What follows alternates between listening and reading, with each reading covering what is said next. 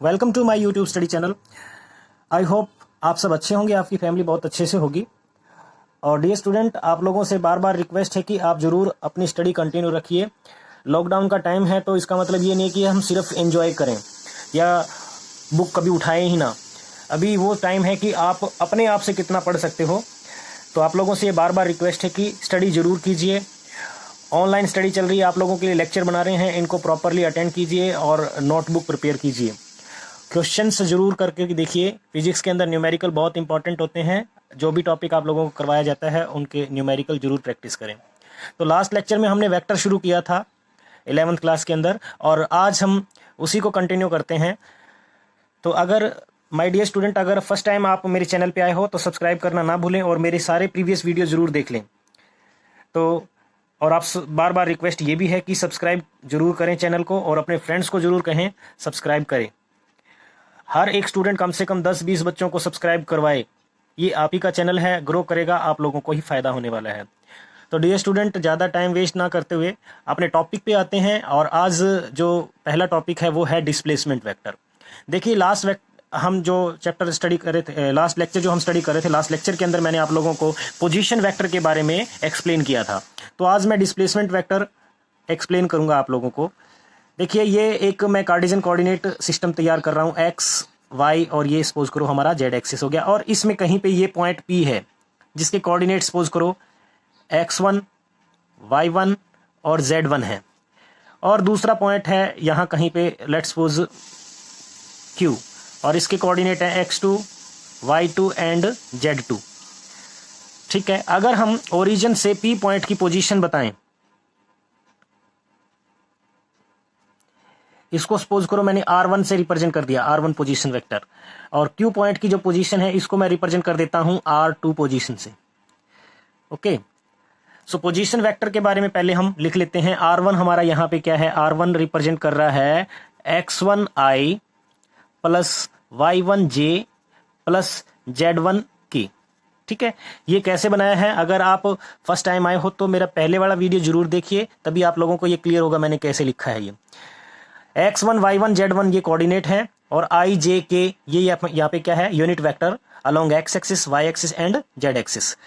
और r2 क्या होगा, r2 जो है यहाँ पे इसको हम लिख सकते हैं x2i plus y2j plus z2k, इस तरीके से लिख सकते हैं। अब आप चाहते हो डिस्प्लेसमेंट वेक्टर। डिस्प्लेसमेंट एक्चुअली में होता क्या है, आप पढ़ चुके हो। डिस्प्लेसमेंट एक वेक्टर क्वांटिटी है जो इनिशियल पॉइंट से फाइनल पॉइंट की तरफ डायरेक्ट करती है उसकी डायरेक्शन। अब आपका यहाँ पे इनिशियल पॉइंट क्या है, किधर से किधर मूवमेंट हो रही है। सपोज करो मैं पी क्यू वेक्टर की बात कर रहा हूँ। सपोज करो मुझे निकालना है पी क्यू। इसमें साफ पता चल रहा है पी हमारा इनिशियल वेक्टर है, इनिशियल पॉइंट है, और क्यू हमारा क्या है, फाइनल पॉइंट है। तो इस वेक्टर की, यानी इसी वेक्टर को हम क्या कहेंगे, डिस्प्लेसमेंट वेक्टर। इसको कैसे कैलकुलेट करेंगे, इसको कैसे निकालेंगे? तो इसका सीधा सा फंडा ये होता है कि जो फाइनल पॉइंट है उसके position vector minus initial point के पोजीशन वेक्टर। तो फाइनल पॉइंट के पोजीशन वेक्टर अपने पास क्या है, r2। क्यू पॉइंट पे पहुंचे तो क्यू पॉइंट का पोजीशन वेक्टर है r2 और माइनस r1। ठीक है, फाइनल माइनस इनिशियल, ये याद रख सकते हो। और इसको आप ऐसे भी लिख सकते हो, x2 की वैल्यू क्या है, x2i plus y2j plus z2k minus r1, that means x1i plus y1j plus z1k। ठीक है, और इसको आप ऐसे भी लिख सकते हो, x2 minus x1i plus y2 minus y1j plus z2 minus z1k। इस तरीके से भी आप लिख सकते हो। ठीक है, कई बार इस नोटेशन को रिप्रेजेंट करने के लिए हम इसको ऐसे भी लिख सकते हैं, r12। ठीक है, r12 का मतलब क्या है, डिस्प्लेसमेंट फ्रॉम 1 to 2।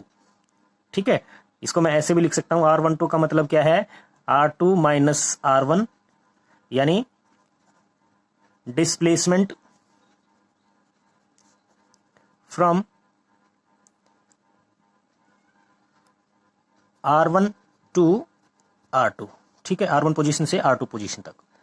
तो इस तरीके से भी लिखा जा सकता है। ये है डिस्प्लेसमेंट वेक्टर।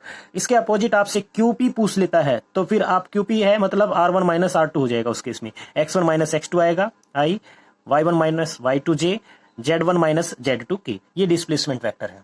ठीक है, तो अभी हम वेक्टर ऑलमोस्ट जो है हम काफी पढ़ चुके हैं। कोलिनियर वेक्टर अगर आ जाता है तो कोलिनियर वेक्टर कैसे डिफाइन करेंगे? कोलिनियर वेक्टर एक्चुअल में क्या होते हैं? पैरेलल वेक्टर को भी बोला जा सकता है, यानी उनका मैग्नीट्यूड में और मे नॉट सेम होगा और वो एक दूसरे के या तो 0 डिग्री पे या फिर 180 डिग्री पे एक्ट करते होंगे। ऐसे वेक्टर को हम क्या बोलते हैं? कोलिनियर वेक्टर, या इन्हीं को हम पैरेलल वेक्टर भी बोल सकते हैं। ठीक है, तो मुझे ये एक्सप्लेन करने की जरूरत नहीं है, अभी लास्ट लेक्चर में हमने डिस्कस कर लिया था। जीरो वेक्टर भी पढ़ा था। जीरो वेक्टर कौन सा था? जीरो वेक्टर एक्चुअल में हमने कहा था कि एक ऐसा वेक्टर जिसका मैग्नीट्यूड 0 हो और उसकी डायरेक्शन क्या हो? आर्बिट्रेरी हो। और अगर आपसे प्रॉपर्टीज पूछ लेता है जीरो वेक्टर की,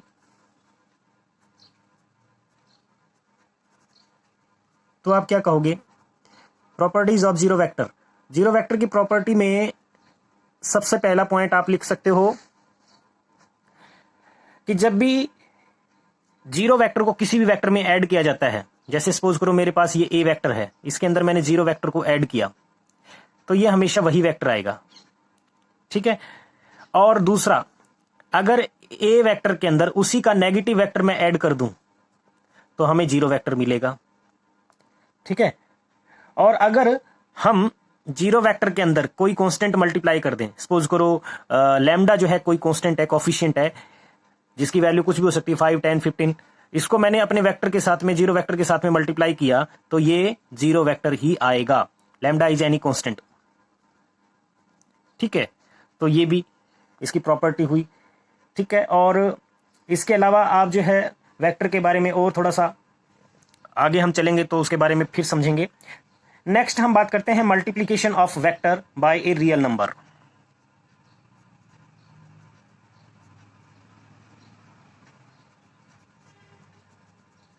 बाय ए रियल नंबर। किसी भी रियल नंबर के साथ में अगर हम वेक्टर को मल्टीप्लाई करते हैं तो क्या होगा? सपोज करो हम ए वेक्टर कंसीडर कर लेते हैं, और रियल नंबर का मतलब क्या है आप लोग अच्छे से जानते हो मैथ के अंदर, चाहे वो माइनस का नंबर हो या प्लस का नंबर हो। अगर मैं ये कहता हूं कि मेरे पास एक वेक्टर ए है, ठीक है, इस वेक्टर को अगर मैं 5 नंबर से यानी 5 के साथ में मल्टीप्लाई कर देता हूं तो क्या हो जाएगा? इससे एक नया वेक्टर जरूर बन जाएगा जिसका मैग्नीट्यूड कितना हो गया? 5 टाइम्स हो गया, बट डायरेक्शन वही रही। ठीक है, जो इस वेक्टर की थी, यानी मैग्नीट्यूड इंक्रीज हो गया 5 टाइम। लेकिन अगर ये होता -5 ए के साथ मल्टीप्लाई, मतलब -5 के साथ में मल्टीप्लाई किया होता वेक्टर ए को, तो इसका मैग्नीट्यूड क्या हो जाता? 5 टाइम्स। ठीक है, 5 टाइम्स मैग्नीट्यूड इंक्रीज हो जाता। ठीक है, और डायरेक्शन क्या हो जाती? अपोजिट डायरेक्शन,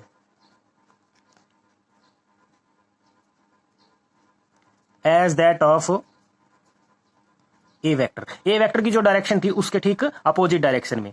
यहां पे 5 टाइम्स मैग्नीट्यूड होता,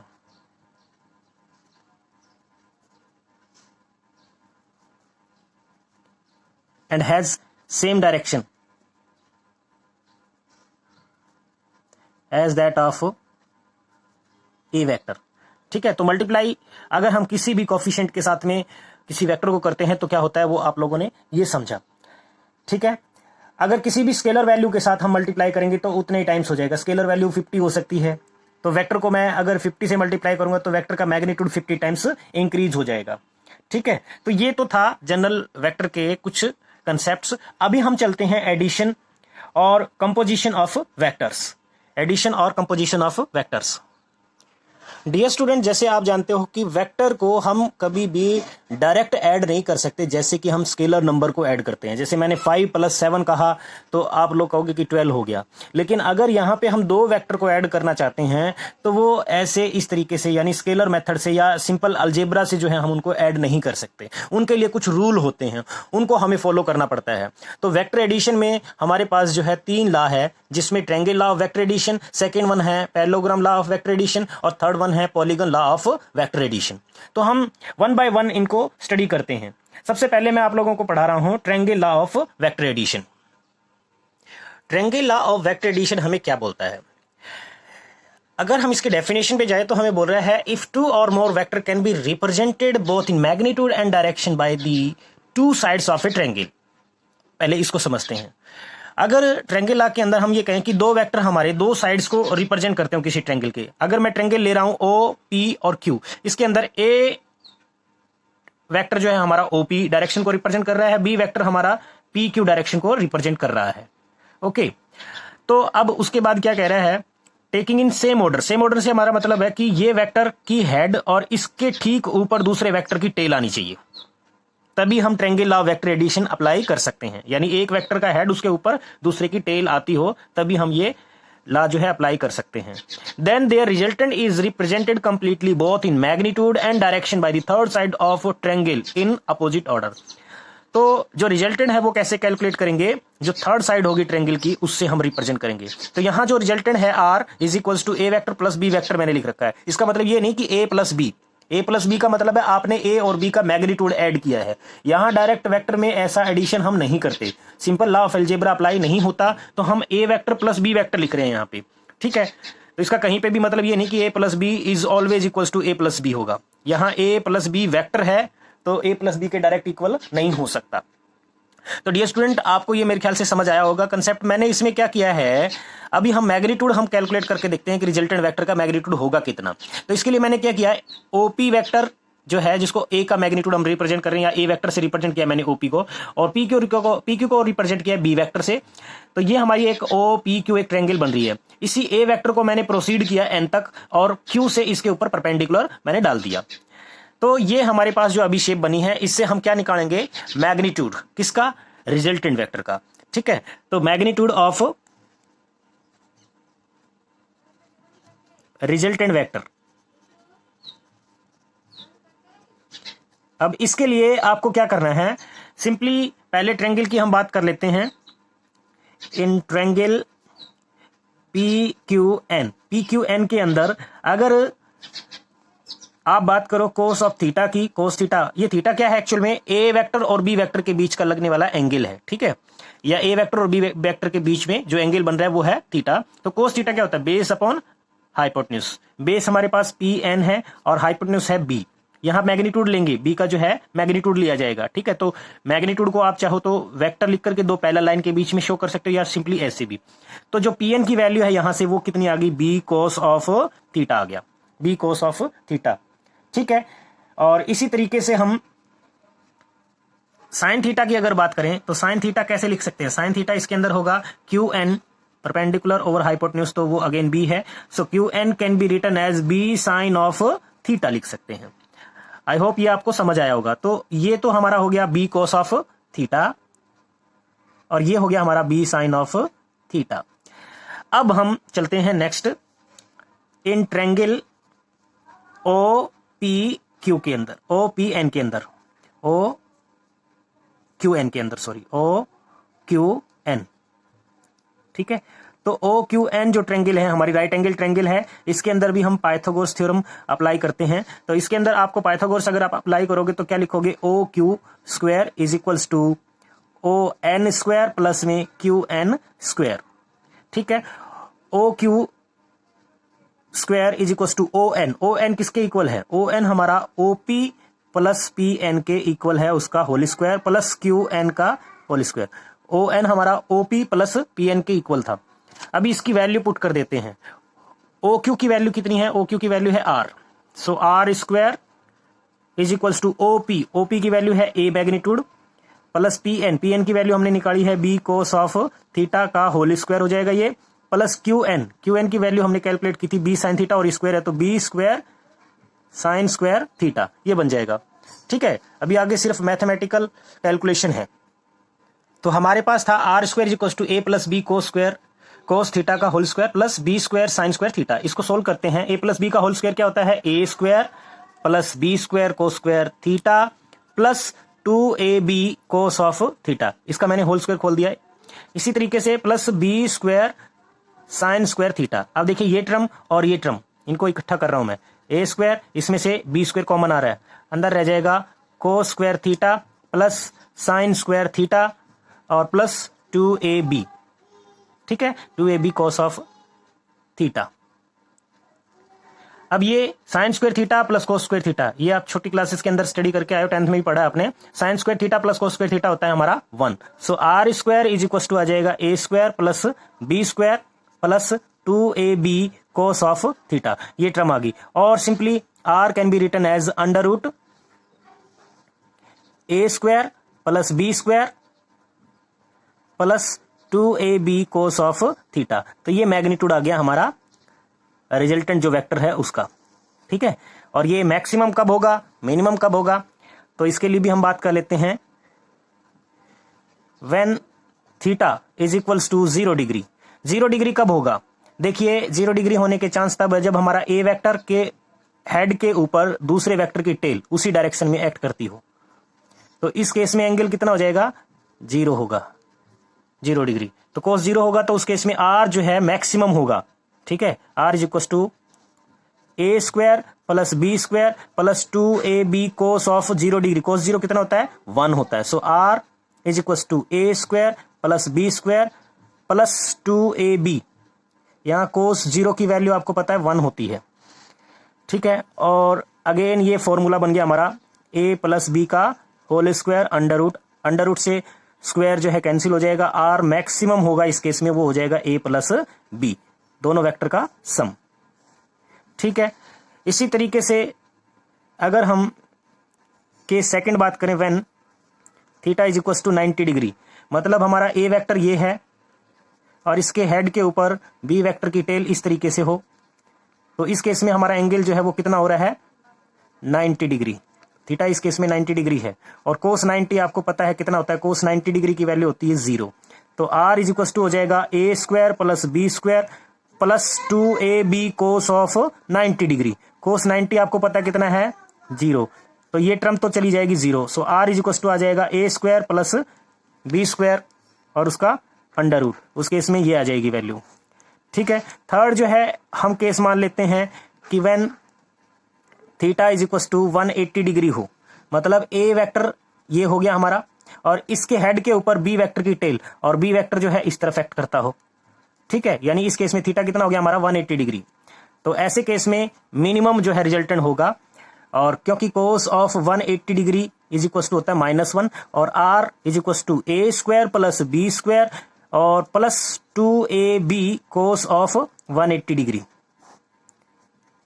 और A square plus B square minus 2ab, क्योंकि ये -1 होता है कोस 180 की वैल्यू, तो माइनस 2ab और आर मिनिमम जो हो जाएगा वो हो जाएगा, देखो A plus B, A square plus B square minus 2ab। इसका फॉर्मूला क्या होता है, ए माइनस बी का होल स्क्वायर अंडर रूट, और R minimum can be written as A minus B. तो ये हमारा रिजल्टेंट अलग अलग कंडीशन में इतना हो सकता है। अभी हम डायरेक्शन फाइंड आउट करते हैं, direction of resultant vector. Resultant vector की डायरेक्शन हम कैसे फाइंड आउट करें, इसके लिए देखिए हमारा जो ये रिजल्टेंट वेक्टर है ए वेक्टर के साथ सपोज करो अल्फा एंगल बना रहा है, तो ये कंडीशन थी हमारी, ये पहले आपको पता है, फिगर मैंने जो ड्रॉ किया था। तो हम इसको कैलकुलेट करते हैं, इसको कैसे हम इस अल्फा को कैलकुलेट करेंगे यहाँ पे। तो इसके लिए सिंपली आपको क्या करना है, in triangle O Q N के अंदर हम अगर टेंजेंट ऑफ अल्फा कैलकुलेट करें, टेंजेंट ऑफ अल्फा हमारा आएगा Q N divided by O N, ठीक है। तो tangent of alpha can be written as O N Q N की वैल्यू हमारे पास B sine of theta divided by O N हमारा है ओपी प्लस पी एन, और ओपी की वैल्यू है ए और पी एन की वैल्यू है B cos of theta. So tangent of alpha can be written as B sine theta divided by A plus B cos of theta. So यहां से हम direction जो है फाइंड आउट कर सकते हैं हमारे रिजल्टेंट वेक्टर की, ठीक है। और अलग अलग सिचुएशन में अब ये वेक्टर कितने एंगल पे लग रहा है, सपोज करो इनिशियली हमने 0 लिया था, 3 केस हमने डिस्कस किए थे, 0 था तो साइन 0 0 हो जाएगा, टेंजेंट अल्फा की वैल्यू भी 0, तो यानी अल्फा एंगल भी 0 होगा, क्योंकि tan अल्फा या tan 0 0 ही होता है, तो tan अल्फा 0, इसका मतलब रिजल्टेंट वेक्टर की डायरेक्शन भी यही होगी, ठीक है। इसी तरीके से 90 पे आप कर सकते हो एंड सो ऑन 180 पे अलग अलग पे आप एंगल फाइंड आउट कर सकते हो। तो इस तरीके से हम डायरेक्शन फाइंड आउट करते हैं रिजल्टेंट वेक्टर की। डियर स्टूडेंट, जो मैं आप लोगों को पढ़ा रहा हूँ इसका पीडीएफ का लिंक जो है नीचे डिस्क्रिप्शन में दिया होता है, वहां से आप डाउनलोड कर सकते हो। तो अभी ये आप लोगों ने समझा, इसी के जैसे जो सेकंड है जिसको हम कह सकते हैं parallelogram law of vector addition, तो parallelogram law of vector addition भी सेम है, डिफरेंट नहीं है, बिल्कुल सेम है, तो वो भी हम करके देख लेते हैं। Parallelogram law of vector addition, अब ये क्या बोलता है, देखिए इसका एक्सप्रेशन सेम है, रिजल्ट भी सेम आएगा, लेकिन उसको थोड़ा ध्यान से समझना है, उससे डिफरेंट कैसे है ये। Parallelogram law of vector addition बोलता है कि अगर दो वेक्टर जो है जिनका मैग्नीट्यूड एंड डायरेक्शन दो adjacent side of a parallelogram से रिप्रेजेंट अगर करें, तो उस पैरेललोग्राम का जो डायगोनल होगा उसका मैग्नीट्यूड एंड डायरेक्शन ही हमें रिजल्टेंट देगा। ठीक है, दोबारा बता देता हूं कि अगर दो वेक्टर हैं हमारे, उनका मैग्नीट्यूड एंड डायरेक्शन रिप्रेजेंट किया जाता है दो साइड्स ऑफ ए पैरेललोग्राम। ठीक है, तो उस पैरेललोग्राम का जो रिजल्टेंट होगा उसका मैग्नीट्यूड किसके इक्वल होगा, हमारे रिजल्टेंट के इक्वल हम कह सकते हैं। उस डायगोनल का जो रिजल्टेंट है, डायगोनल जो होगा वो रिजल्टेंट के इक्वल होगा। ठीक है, यानी उसकी डायरेक्शन और मैग्नीट्यूड जो है हमारे डायगोनल से पता चलेगी। तो इसको अभी थोड़ा समझते हैं, दोबारा से फिगर से समझते हैं। देखिए हमारे पास ये एक पैरेललोग्राम है OPSQ, और इसमें दो साइड जो है आप लोगों को नजर आ रही है OP और OQ। OP पे मैंने वेक्टर A लिया है और OQ पे वेक्टर B लिया है। ठीक है, तो अगर A वेक्टर के बराबर हम यहां ड्रॉ करेंगे और B वेक्टर के बराबर PS हम ड्रॉ करते हैं, तो ये हमारा एक पैरेललोग्राम बन जाएगा और इसका डायगोनल हो जाएगा O से S तक। इसको हम R = A vector plus B vector बोल सकते हैं। इसका मैग्नीट्यूड और डायरेक्शन कैसे पता चलेगा, वो हमारा A वेक्टर और B वेक्टर का रिजल्टेंट होगा। अब इसका रिजल्ट जो है सेम, जैसे ये B वेक्टर है तो इसको हमने क्या लिया था, ये आएगा B cos ऑफ थीटा, और ये क्या होगा B sin ऑफ थीटा। तो ये सब चीज आपने अभी थोड़ी देर पहले किया ही है। तो अब हम रिजल्टेंट कैलकुलेट करते हैं, इसका resultant magnitude of resultant vector. ठीक है, मैग्नीट्यूड ऑफ रिजल्टेंट वेक्टर। अब इसको कैसे कैलकुलेट करते हैं, सेम मेथड है। इसके लिए आप triangle, again in triangle PSN के अंदर आप पहले cos थीटा निकालोगे। cos थीटा = क्या होगा, PN डिवाइडेड बाय PS, और PN हमें पता चल जाएगा इस तरीके से, PS हमारा कितना है, B है। So PN can be written as B cos of theta. और साइन थीटा की अगर हम बात करें तो साइन थीटा किसके बराबर होगा इसी ट्रायंगल के अंदर, तो वो हो जाएगा SN डिवाइडेड बाय PS, और SN डिवाइडेड बाय PS क्या है हमारा B। So SN can be written as B sine of theta. ठीक है, अब बाकी मेथड सेम है। ट्रायंगल हम चूज करेंगे OSN, और इस राइट एंगल ट्रायंगल के अंदर पाइथागोरस थ्योरम अप्लाई करनी है। तो देखिए अप्लाई करते हैं हम Pythagoras theorem in triangle OSN। ये यहां ट्रायंगल मैंने बना दी है। ठीक है, OSN, ये हम फिगर से ये लिख सकते हैं OS square = ON² plus SN²। Again same method है। OS आपको पता है R है, R² = ON। ON है हमारा OP प्लस PN के बराबर, OP plus PN whole square plus SN²। तो इसकी वैल्यू रख देते हैं। OP हमारा है A, PN कितना है B cos of theta whole square plus SN कितना है और उसका स्क्वायर, तो B² sin² theta. A plus B का होल स्क्वायर खोलना है आपको, A² plus B² cos² theta plus 2AB cos of theta plus B² sin² theta. अब ये टर्म और इस टर्म में से B² अगेन कॉमन आ रहा है, A² प्लस B² अंदर रह जाएगा cos² theta plus sin² theta plus 2AB cos of theta. तो ये 1 हो गया। R² = आ जाएगा A² plus B² plus 2AB cos of theta, और सिंपली मैग्नीट्यूड को हम लिख सकते हैं A² plus B² plus 2AB cos of theta. ये रिजल्टेंट आ जाएगा, जिसका रिजल्टेंट का मैग्नीट्यूड आ गया हमारा। और डायरेक्शन कैसे फाइंड आउट करेंगे, डायरेक्शन ऑफ रिजल्टेंट वेक्टर। ठीक है, ये तो मैग्नीट्यूड है। अगर वेक्टर लिखोगे तो हम सिंपली लिख सकते हैं A vector plus B vector, A vector plus B vector, और इसका रिजल्टेंट जो है, जो मैग्नीट्यूड रिजल्टेंट का, वो हम ऐसे लिखेंगे। अब डायरेक्शन फाइंड आउट करते हैं। डायरेक्शन कैसे फाइंड आउट करेंगे, अगेन हम बात कर लेते हैं in triangle OSN, right angle triangle है, इसके अंदर अगेन हम फॉर्मूला अप्लाई करते हैं, टेंजेंट ऑफ बीटा। ये बीटा है अब। ठीक है, बीटा एंगल अगर हमारा रिजल्टेंट बना रहा है A वेक्टर के साथ, तो हम इसको कैसे लिखेंगे, ठीक है, ये बीटा एंगल है हमारा A वेक्टर के साथ एक्ट कर रहा है, तो हम इस बीटा को कैलकुलेट करना चाह रहे हैं tangent of alpha. Tangent alpha perpendicular over base. So perpendicular हमारे पास है S N divided by O N, और you can say that S N divided by O P plus P N. Simply tangent of beta can be written as S N हमारे पास में क्या है, S N है B sine of theta divided by O P A plus P N क्या है, P N की value है B cos of theta, B cos of theta. तो यहां से हम डायरेक्शन फाइंड आउट कर सकते हैं। बाकी जो केस है वो सेम रहेंगे जैसे कि प्रीवियस टॉपिक के अंदर थे हमारे। ठीक है, तो इस तरीके से हम ये सब कर सकते हैं। तो आज के लेक्चर में इतना ही। Polygon law of vector addition हम कल करेंगे क्योंकि लेक्चर काफी लेंथी हो जाएगा। तो अभी मैं आप लोगों को सिर्फ थ्योरी पोर्शन करवा रहा हूं, इसका न्यूमेरिकल हम बाद में डिस्कस करेंगे। तो डियर स्टूडेंट, एक बार जरूर से आप इनको नोट कर लेना और पढ़ के जरूर देखना।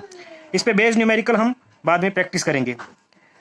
और लाइक सब्सक्राइब करना ना भूलें, शेयर जरूर करें अपने फ्रेंड्स के साथ में, चैनल सब्सक्रिप्शन इंक्रीज करो, ये चैनल आपका ही है। और आज का जो लेक्चर है इसके पीडीएफ डाउनलोड करने का जो लिंक है वो मैंने नीचे डिस्क्रिप्शन में दे दिया, वहां से आप डाउनलोड कर सकती है। Thank you and have nice day.